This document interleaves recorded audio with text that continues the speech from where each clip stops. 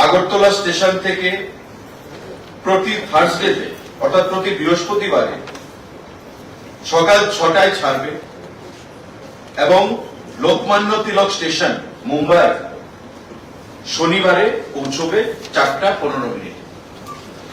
Total সময় লাগবে 55 ঘন্টা, অর্থাৎ 2 দিন 7 ঘন্টা। আগরতলা থেকে মুম্বাই লোকমান্য তিলক স্টেশন এবং মুম্বাই থেকে আগরতলা, এটা প্রতি বৃহস্পতিবারে সকাল 6টায় ছাড়বে আগরতলা থেকে মুম্বাইয়ের উদ্দেশ্যে এবং মুম্বাই পৌঁছানোর পর সেম ট্রেন আবার আগরতলার উদ্দেশ্যে রওনা হবে। সেটা হবে সানডেতে, প্রতি সানডেতে, অর্থাৎ যাবে আগরতলা থেকে, আসবে মুম্বাই থেকে। সময় লাগবে 2 ঘন্টা, 2 দিন 7 ঘন্টা, অর্থাৎ 55 ঘন্টা টোটাল।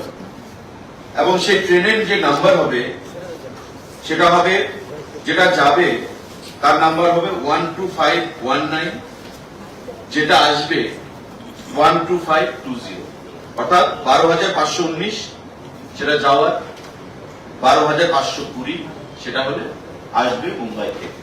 এই দুটো নাম্বারের ট্রেন, একই ট্রেন, যাওয়ার একটা নাম্বার, আসার একটা নাম্বার, এই ট্রেনগুলো আসবে। এটা আমাদের রাজ্যে, আপনারা জানেন যে বর্তমানে ভারতবর্ষের যশস্বী প্রধানমন্ত্রী মোদীজি যোগাযোগ ব্যবস্থা একটা বিশাল উন্নতি আমাদের রাজ্য সেখানে আনার জন্য সহযোগিতা করেছে এবং তারই একটা নতুন সংযোজন আমাদের এই আগরতলা থেকে মুম্বাই পর্যন্ত লোকমান্য তিলক স্টেশন যে এক্সপ্রেস নতুন ঘোষণা করা হয়েছে, সুপারফাস্ট ট্রেন, তারই একটা নতুন সংযোজন। তার আগে আপনারা জানেন যে সাবরুম পর্যন্ত কাঞ্চনজঙ্ঘা এক্সপ্রেসকে সেখানে যুক্ত করা হয়েছে। দীর্ঘদিনে দক্ষিণ জেলার মানুষের একটা দাবি ছিল ট্রেনের কিছু কোচের বৃদ্ধি করার জন্য। রেল দপ্তর কোচের বৃদ্ধি না করে আরেকটা নতুন ডেমো ট্রেন সেখানে সংযোজন করেছেন সাবরুম পর্যন্ত। অর্থাৎ যখন যেটা আমরা চাইছি, রেল দপ্তর সমস্ত দিক বিচার করে, বিশ্লেষণ করে, বিবেচনা করে আমাদের এই দাবিগুলোকে প্রতিনিয়ত পূরণ করে চলেছে। তার জন্য আমরা রাজ্য সরকারের তরফ থেকে, আমার দপ্তরের তরফ থেকে, ব্যক্তিগত তরফ থেকে মাননীয় প্রধানমন্ত্রীকে ধন্যবাদ জানাচ্ছি আজকের এই সাংবাদিক বৈঠকের মাধ্যমে। ধন্যবাদ জানাচ্ছি কেন্দ্রীয় রেল দপ্তরের মাননীয় মন্ত্রী শ্রী অশ্বিনী বৈষ্ণবকে এবং আমাদের রাজ্যের মাননীয় মুখ্যমন্ত্রীকে। উনি বরাবরই যখন দিল্লি যান, প্রধানমন্ত্রী থেকে শুরু করে বিভিন্ন দপ্তরের মন্ত্রীদের সঙ্গে উনি যোগাযোগ করেন, মিটিং করেন, বৈঠক করেন, কি করে রাজ্যের উন্নয়নে আরো ত্বরান্বিত করা যায়। এটা যোগাযোগ ব্যবস্থা বলুন, এটা কর্মসংস্থান বলুন, বা আরো উন্নয়নের ক্ষেত্রে বলুন। আমাদের এই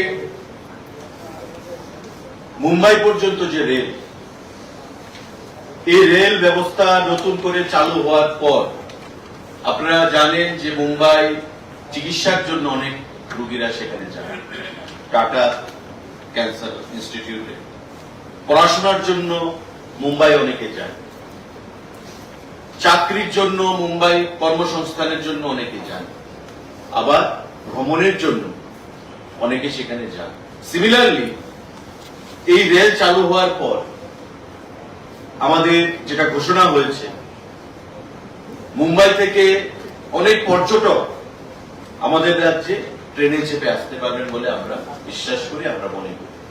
কারণ ইতিমধ্যে পর্যটনকে নতুন করে সাজানোর জন্য আমরা বদ্ধপরিকর এবং বিভিন্ন পদক্ষেপও আমরা গ্রহণ করেছি।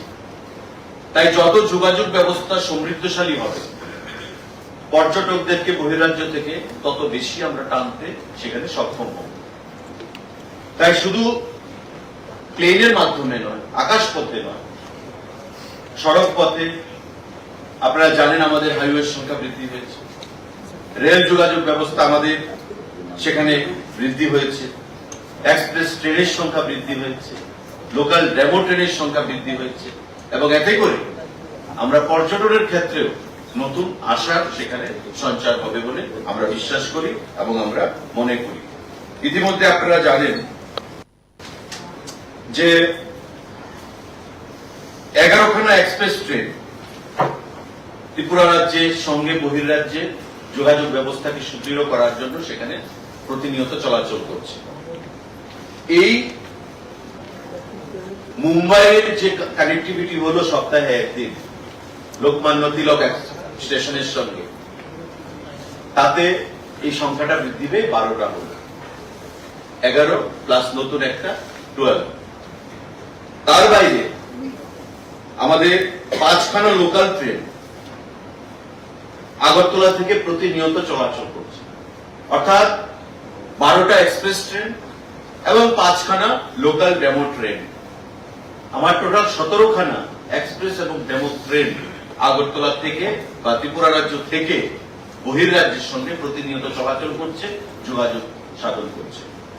এটা বিগত দিনে ছিল না এবং এই ডাবল ইঞ্জিন সরকারের সুফল বা অ্যাচিভমেন্ট বলেই আমরা সেটা মনে করি এবং আমরা দাবি করি। আমরা মাননীয় প্রধানমন্ত্রী, মাননীয় রেল দপ্তরের মন্ত্রী এবং মাননীয় মুখ্যমন্ত্রীকে রাজ্যে অসংখ্য ধন্যবাদ জানাচ্ছি। এবং তৎসঙ্গে আপনারা জানেন আমাদের কয়েকদিন আগে 6 অগস্ট 2023 সালে এই গত অগস্ট মাসে অনারেবল প্রাইম মিনিস্টার মোদীজি আমাদের প্রতি স্টেশনগুলো যেগুলো রয়েছে সারা দেশে প্রায় 508টা স্টেশন, রেল স্টেশন, এই 508টা রেল স্টেশনকে অমৃত ভারত স্টেশন স্কিম, অমৃত ভারত স্টেশন স্কিমের আওতায় এনে এই 508টা স্টেশনকে নতুন করে সাজাতে উদ্যোগ গ্রহণ করেছে। এবং তার মধ্যে আমাদের নর্থ ইস্টার্ন রিজনে 91টা স্টেশন রয়েছে অমৃত ভারত স্কিম, যে স্টেশনের স্কিম, তার আওতায়।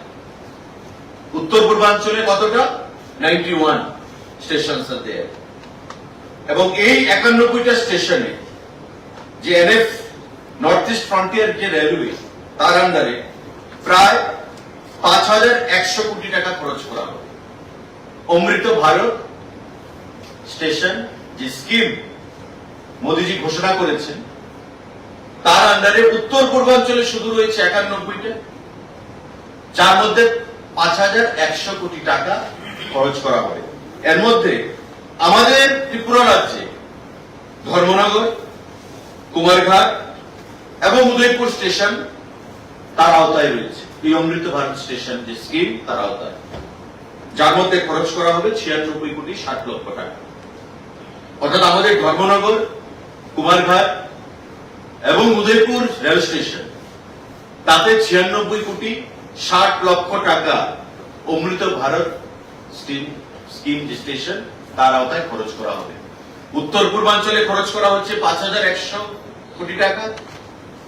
এর মধ্যে ত্রিপুরাতে খরচ করা হচ্ছে 96.60 লাখ, মানে কোটি 96 কোটি 60 লক্ষ টাকা। উত্তর পূর্বাঞ্চলে টোটাল সারা দেশে খরচ আমাদের 508টা স্টেশন, তার মধ্যে ত্রিপুরার 3টে স্টেশন, ধর্মনগর, কুমারঘাট এবং উদয়পুর। এই আধুনিকতা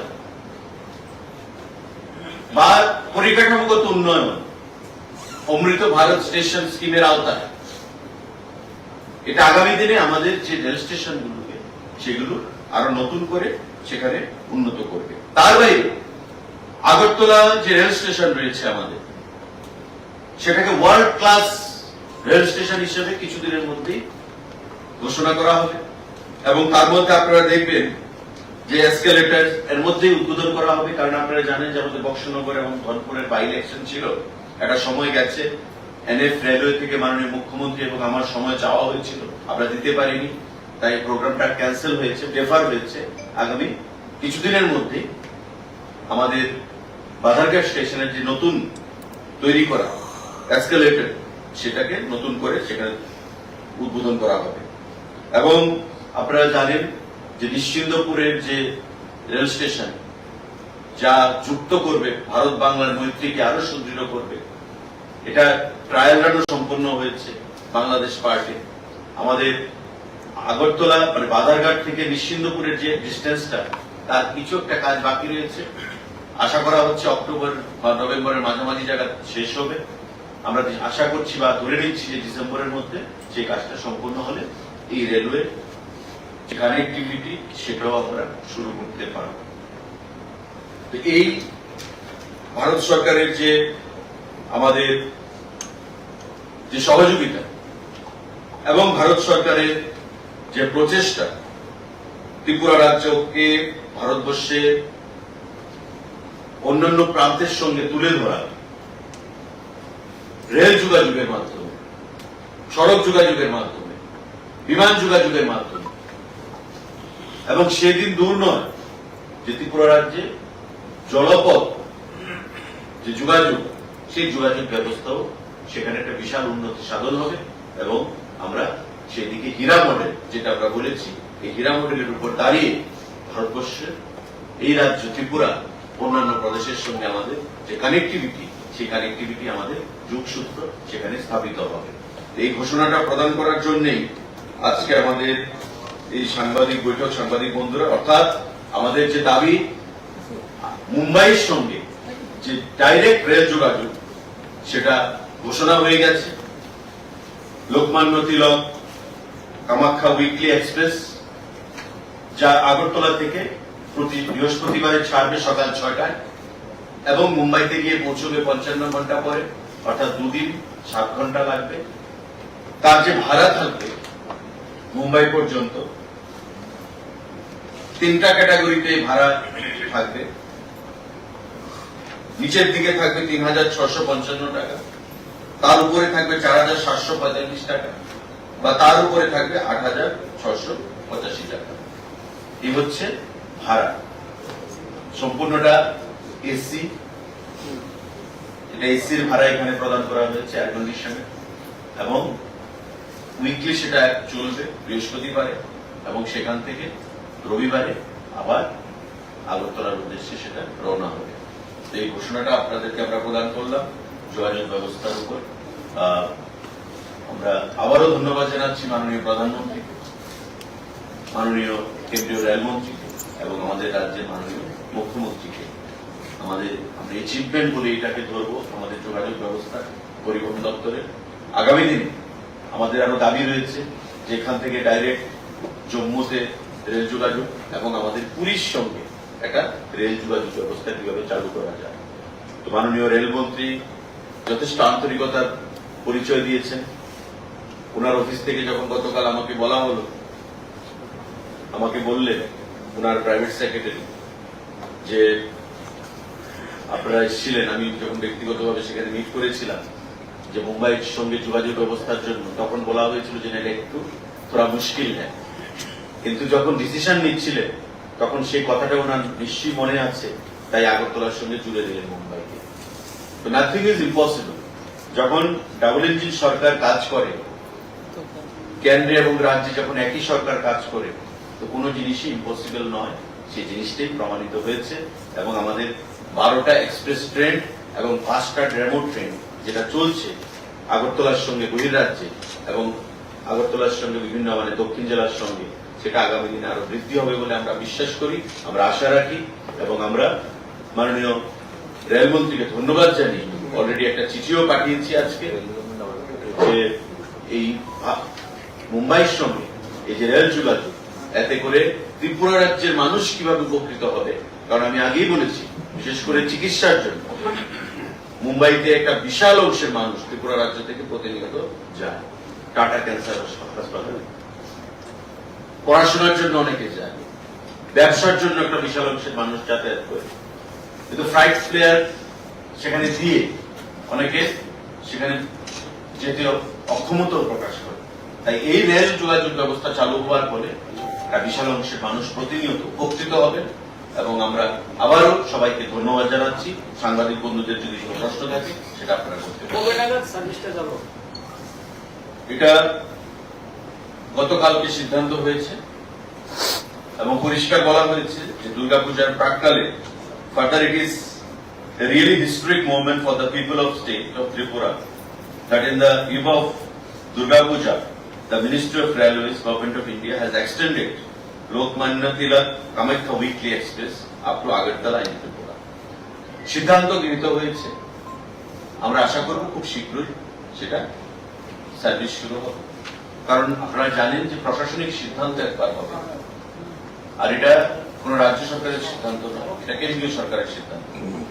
এবং সিদ্ধান্ত যখন গৃহীত হয়েছে আমরাও ফলো আপে রাখবো। খুব শীঘ্রই আমাদের এই সিদ্ধান্ত যেন কার্যকর হয় সেই জিনিসটা আমরা লক্ষ্য রাখবো।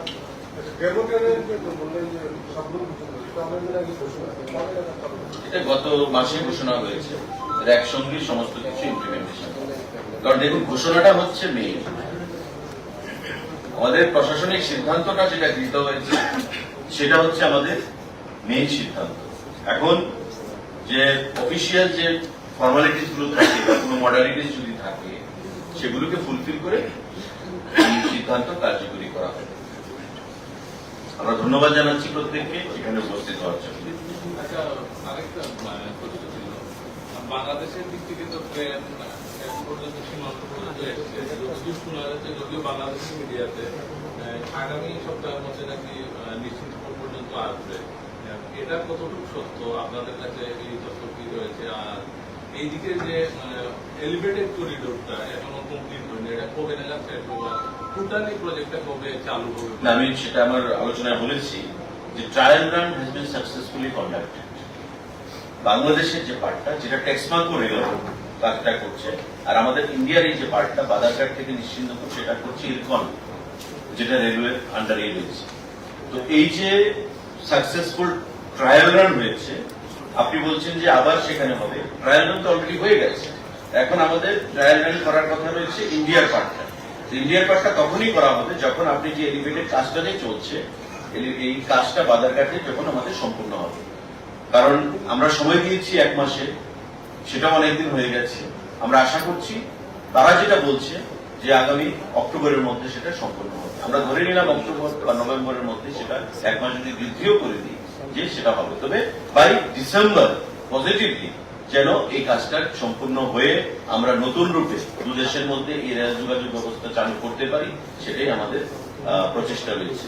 তার বাইরে আমাদের দেশের প্রধানমন্ত্রী এবং বাংলাদেশের মাননীয় প্রধানমন্ত্রী ওনারা আন্তরিক যাতে এই কাজটা সম্পূর্ণভাবে খুব তাড়াতাড়ি সম্পূর্ণ হয়। কারণ আপনারা জানেন যে আমাদের দেশেরও লোকসভা ইলেকশন আসছে, বাংলাদেশেরও ইলেকশন সংগঠিত হবে। তাই নির্বাচনের আগে দুদেশের যে যোগসূত্র দুদেশের মধ্যে সেটাকে যেন আবার নতুন রূপে যাতায়াত ব্যবস্থার উপর কর করে নতুন একটা রূপ দেওয়া যায়, সেই বিষয়টাই আমরা দেখছি। খুব শীঘ্রই ডিসেম্বরের মধ্যে এই যোগাযোগ ব্যবস্থা চালু হয়ে যাবে বলে আমরা আশা করি। ফলো আপ মোটামুটি ম্যাচিউর স্টেজে। গত পরশুদিন মাননীয় মুখ্যমন্ত্রী ফাইল সাইন করেছেন এবং আপনি নিশ্চয়ই জানেন, আমি গত প্রেস মিটেও বলেছিলাম যে মিনিস্ট্রি অফ হোম অ্যাফেয়ার্স থেকে রাজ্য পুলিশকে বলা হয়েছে যে ইমিগ্রেশনের জন্য যে ম্যান পাওয়ারের দরকার, সিকিউরিটি পার্সোনাল, সেগুলো প্রদান করার জন্য। কারণ বর্তমান সময়ে সিআইএসএফ যে central industrial reserve police force যেটা রয়েছে সেটা হোম দপ্তর মানে স্বরাষ্ট্র দপ্তর ভারত সরকারের দিতে পারবে না ফর দ্য টাইম বিং। তাই রাজ্য সরকারের কাছ থেকে ফোর্স চাওয়া হচ্ছে। মাননীয় মুখ্যমন্ত্রীর পৌরোহিত্যে ডিজিপি, চিফ সেক্রেটারি, আমিও ছিলাম, আমাদের ট্রান্সপোর্ট সেক্রেটারি ছিলেন, আমরা মিটিং করেছি। তাতে সিদ্ধান্ত হয়েছে যে রাজ্য সরকার থেকে সেই পুলিশ প্রদান করা হবে এবং যে সংখ্যাটা চাওয়া হয়েছে সেই সংখ্যাটা ধীরে ধীরে প্রদান করা হবে। নীতিগতভাবে সিদ্ধান্ত গ্রহণ করা হয়েছে, 21 জন চাওয়া হয়েছে। আমরা বলেছি বর্তমানে আমাদের যে স্ট্রেংথ আছে কিছুটা আমরা কম দেব এবং আমরা বলেছি হোম দপ্তর মানে স্বরাষ্ট্র দপ্তর এগ্রি করেছে, মাননীয় মুখ্যমন্ত্রী ফাইলে সাইন করেছেন এবং আমরা বিশ্বাস করি যে এই ইমিগ্রেশনের পার্টটা যখন ক্লিয়ার হয়ে যাবে তখন স্পাইস জেট যারা বিমান পরিচালনা করবে চিটাগং এবং আগরতলার মানে ইন্ডিয়ার মধ্যে আগরতলার মধ্যে গ্যাপ ফান্ড হিসেবে আমরা অলরেডি 3,75,00,000 টাকা তাদেরকে প্রদান করে রেখেছি। টোটাল 15 কোটি টাকা বছরে আমরা গ্যাপ ফান্ড আমরা প্রদান করব। অলরেডি 3,75,00,000 টাকা পেয়ে স্পাইসের যতক্ষণ না পর্যন্ত ইমিগ্রেশনটা চালু হচ্ছে ততক্ষণ আমরা ইন্টারন্যাশনাল ফ্লাইট কানেক্টিভিটি চালু করতে পারবো। যেহেতু রাজ্য সরকার দায়িত্ব নিয়েছে যে সিকিউরিটি পার্সোনালের যা প্রয়োজন থাকবে সেটা আমরা প্রোভাইড করব, আর আমার মনে হয় কোনো বাধা রইল না। অলরেডি মুখ্যমন্ত্রী ফাইল এপ্রুভ করেছেন, এখন স্বরাষ্ট্র দপ্তর থেকে কেন্দ্রীয় স্বরাষ্ট্র দপ্তরে সেই নামগুলো পাঠানো হবে এবং পরবর্তী সময়ে হোম ডিপার্টমেন্ট ইমিগ্রেশনের সেখানে ক্লিয়ারেন্স দেবে। রাজ্য পুলিশ আপাতত বর্তমান সময়, কারণ সিআইএসএফ এর যা প্রয়োজন সেটা আমাদের বর্তমানে রাজ্য সরকারের কাছে মানে এয়ারপোর্টের কাছে নেই এবং কেন্দ্রীয় সরকার বলেছে বর্তমানে তারা দিতে পারবে না, রাজ্য সরকারকে সেটা দিতে হবে। তখন রাজ্য সরকার সেই সিদ্ধান্ত গ্রহণ করেছে। Sir, since you are the transport minister, today sun has been hot. So has anyway the vehicular movement and the train movement been disrupted due to this one? See, as of now, so far our knowledge runs, we have received mixed reactions from across the state. That much I can say, because it's a very band is not a solution. We don't want any band to be called by any political party whatsoever. But since it is also right on the part of all the political parties to go for a band, so we don't want to curtail the rights of any political party. But band has not been successful in the urban areas. The feedback which we have received as of now. Okay. In the ADC areas, they have convened a band in the ADC areas. So it is mixed reactions we have received. Has it been disturbed, that movement? There has been disruption in few places. Like my Secretary Transport and Tourism, Mr. Chakma, was telling me a few minutes back that people they got stuck up on the way to North District while traveling through train. So he received a number of phone calls from the passengers, and passengers there in the solicited help from the police. But since I think the political party, the Motha political party, they have convened the ball. They should also realize that bond is not the solution. We believe in democracy. We believe in development. So through development only, this bilateral discussion, this solution can be sorted out. That's it. Till now it's peaceful also. No, it's peaceful as of now. Thank you. Sir, Bilaspur থেকে নাগেরদোলা দূরপাল্লার বাস প্রতিষ্ঠিত করেন বিশেষ দাবি দেওয়া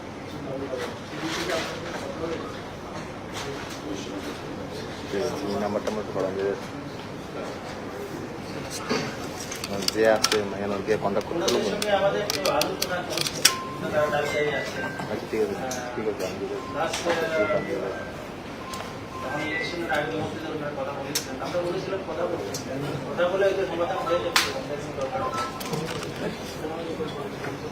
দেখুন, আমি আপনাদের মাধ্যমে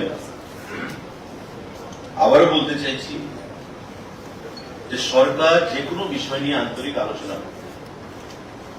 গত কয়েকদিন আগে আমরা দেখেছিলাম রাধানগর বাসস্ট্যান্ড থেকে যেগুলো খোয়াই রোডে যায় গাড়িগুলো হঠাৎ করে মাঝ রাস্তায় আটকে দেওয়া হচ্ছে বা সেগুলো পালন করা হচ্ছে। আপনি যে প্রশ্নটা করেছেন, আমার কমিশনার সাহেব যেটা বললেন যে এমন একটা আলোচনা হয়েছে বা আমাদের মধ্যে আলোচনা হবে, আমরা টিভিতে দেখেছি, খবরের কাগজে দেখেছি, যেমন একটা মালিক পক্ষ তারা বলছে যে আমরা বন্ধে যাবো। এটা তো কোনো সলিউশন হয় না। যদি আলোচনাই করতে হয় তো প্রথমেই বন্ধের হুমকি দিয়ে আলোচনা টেবিলে বসার কোনো যৌক্তিকতা নেই। আসুক, কথা বলো। এখানে কমিশনার সাহেব রয়েছে, সেক্রেটারি সাহেব রয়েছে, আমি রয়েছি মন্ত্রী হিসাবে, আলোচনা আমরা করতেই পারি, কিন্তু পাবলিক সাফারিংস হবে এমন কোন কাজ সরকার আমরা বরদাস্ত করব যে কোনো জিনিস। কারণ ইতিমধ্যে আপনারা দেখেছেন, কিছু খবরের কাগজও এসেছে যে আগরতলা শহরের যানজট, আগরতলা শহরের যে স্পিড থাকার কথা সেটা কমছে। কিন্তু এটাও বুঝতে হবে যে আগরতলা শহরের যে লোক সংখ্যা 10 বছর আগে ছিল, আজকে সে লোক সংখ্যা নেই, অনেকটাই বৃদ্ধি পেয়েছে। আগরতলা শহরে 10 বছর আগে যে গাড়ির সংখ্যা ছিল, আজকে সে গাড়ির সংখ্যা নেই, তা অনেকটাই বৃদ্ধি পেয়েছে, অনেক অংশে বৃদ্ধি পেয়েছে। রাস্তাঘাট কিন্তু বড় করা যাচ্ছে না, কারণ রাস্তার উপর মানুষের বাড়িঘর রয়েছে, বাড়িঘর ভাঙা যাচ্ছে। এই আমার বাস্তব পরিস্থিতিটাও বুঝতে হবে। আগরতলা শহরকে কেন্দ্র করে। সুতরাং এই ছোট্ট শহরের মধ্যে আমাদের যে অ্যাভেলেবেল স্পেস রয়েছে তার মধ্যেই সুন্দরভাবে ম্যানেজমেন্ট করে ট্রাফিক সিস্টেমকে আরো শক্তিশালী করে আমাদের পরিকাঠামোগত উন্নয়ন আমরা যদি করতে পারি তবে করে আমরা সামনের দিকে এগোতে পারবো। এটা মানুষকেও বুঝতে হবে। ধমক দিয়ে, বন্ধের ডাক দিয়ে, সরকারের এগেনস্টে কথা বলে সলিউশন আনা যাবে না, কোনো জিনিসের সুরাহা করা যাবে না। তাই আমি বলবো যে এটা রাজ্যটা আমার, রাজ্যটা আপনাদের, প্রত্যেকের রাজ্য, আমাদের সবাই মিলেই তার সুরাহা করতে হবে এবং আমাদের বাস্তব পরিস্থিতির উপর দাঁড়িয়ে সিদ্ধান্ত গ্রহণ করতে হবে। আগরতলা শহর এমন নয় যে আমি যে কোনো জায়গায় মুরাল পুল করে দিতে পারবো। আগরতলা শহর এমন নয় যে কোনো জায়গায় আমি রাস্তা বড় করে এক্সপানশন করে আমি মানুষের বাড়িঘর ভেঙে রাস্তা বড় করে দিতে পারবো। আমাদের পার্শ্ববর্তী এমন কোনো জায়গা নেই যে আমরা নতুন করে বাইপাস আমরা তৈরি করে দিতে পারবো। যেটাই করতে হবে on the basis of our availability of land, space, যা স্পেস আমাদের রয়েছে তার উপর ভর করে আমাদের সেটা করতে হবে। তাই আমি বলবো যে সবাই মিলে যাতে কোনো অব্যবস্থা তৈরি না হয় সেটা মাথায় রেখে আমাদের এগুতে হবে এবং রাজ্যের পরিবহন ব্যবস্থা বলুন, রাজ্যের যোগাযোগ ব্যবস্থা বলুন, সমস্ত জিনিস মাথায় রেখেই আমাদের সেগুলোকে সুদৃঢ় করতে হবে। ধন্যবাদ।